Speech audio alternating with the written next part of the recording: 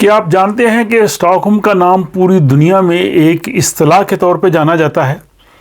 اس کی بڑی ہی دلچسپ اور ڈرامائی کہانی ہے جسے اسٹاک ہوم سنڈروم کہتے ہیں، اور آج کے ولاگ میں اس بارے میں آپ کو تفصیل سے بتایا جائے گا۔ میں ہوں سویڈش دارالحکومت اسٹاک ہوم سے عارف کسانہ، آپ کی خدمت میں سلام عرض کرتا ہوں۔ آپ کا شکریہ ادا کرتا ہوں جو آپ میرے اس چینل کو اتنی سپورٹ کرتے ہیں، اپنی رائے دیتے ہیں اور پسند کرتے ہیں۔ یہ جو آج کا موضوع ہے جسے اسٹاک ہوم سنڈروم کے نام سے دنیا جانتی ہے، اور اسٹاک ہوم کی اصطلاح اس حوالے سے پوری دنیا میں اسٹاک ہوم کا جو ہے نام لیا جاتا ہے، اس کا وجود 23 اگست 1973 سے پہلے کہیں نہیں تھا۔ یہ کہانی شروع ہوتی ہے 23 اگست 1973 کو، یعنی 23 اگست 1973 کو،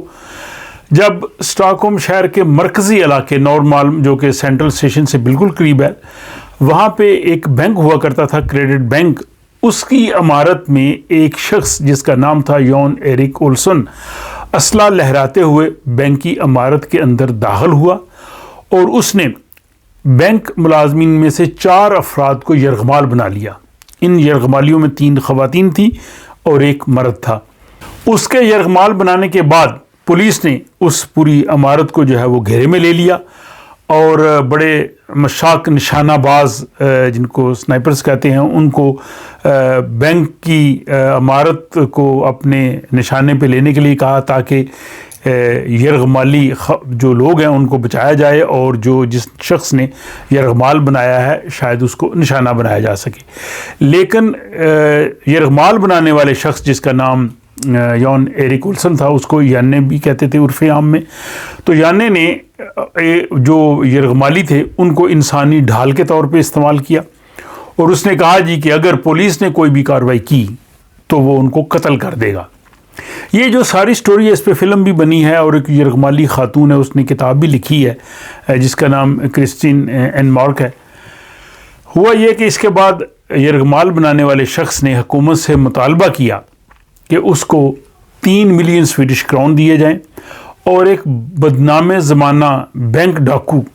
جس کا نام کلارک اولفسن تھا، جو پولیس کی حراست میں تھا، جیل میں تھا، اس کو یہاں بینک میں بھجوایا جائے۔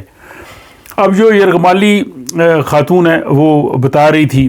سب کو کہ ہم جو ہے وہ ایک طرف ڈاکوؤں کی زد میں ہیں، دوسری طرف پولیس ہے،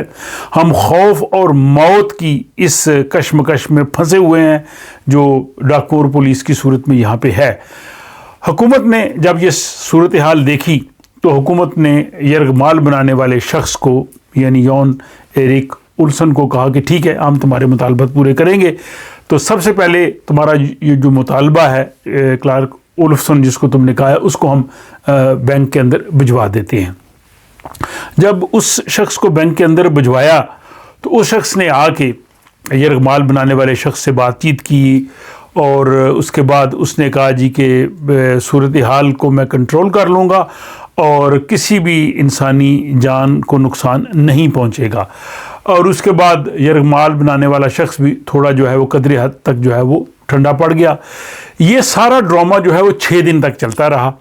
اس کو براہ راست سویڈش ٹیلی ویژن نشر بھی کرتا رہا، پریس والے 24 گھنٹے اس عمارت کے ارد گرد تھے، وہ لمحہ بلمحہ رپورٹ کر رہے تھے۔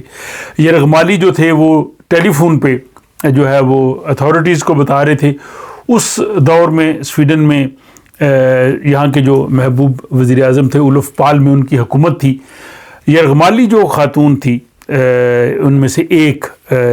کرسٹین این مارک، اس نے وزیر اعظم کے ساتھ جب گفتگو بعد میں شروع کی تو اس نے یہ قائد کرنے کہ ان کو برا بھلا کہنے کے، بلکہ اس نے یہاں تک کہا کہ ہمیں جو خطرہ ہے ہمیں یرغمال بنانے والے شخص سے نہیں ہے،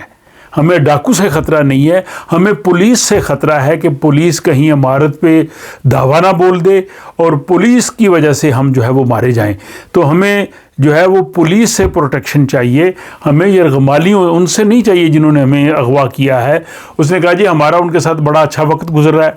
ہم ایک دوسرے کو کہانیاں سناتے ہیں، ہم جو ہے وہ ڈرافٹ جو کھیل ہے وہ کھیلتے ہیں، اور ہمیں ان سے کوئی پرابلم نہیں ہے۔ یعنی انہوں نے ایک طرح سے ہمدردی جو ہے ان کا اظہار کرنا شروع کیا۔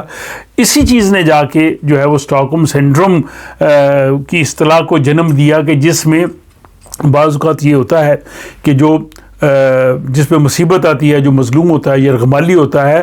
وہ اپنے ستم کرنے والے کے ساتھ جو ہے وہ اچھا سلوک کرنا، یعنی اس کے بارے میں اچھے الفاظ کا اظہار کرتا ہے، اس کو مہربان ستمگر کہنا شروع کرتا ہے۔ اس کے بارے میں جو ماہرین نفسیات نے اس کا جو تجزیہ کیا وہ بھی میں آپ کے سامنے پیش کرتا ہوں۔ تو جیسا کہ میں یہ کہہ رہا تھا کہ جو 23 سالہ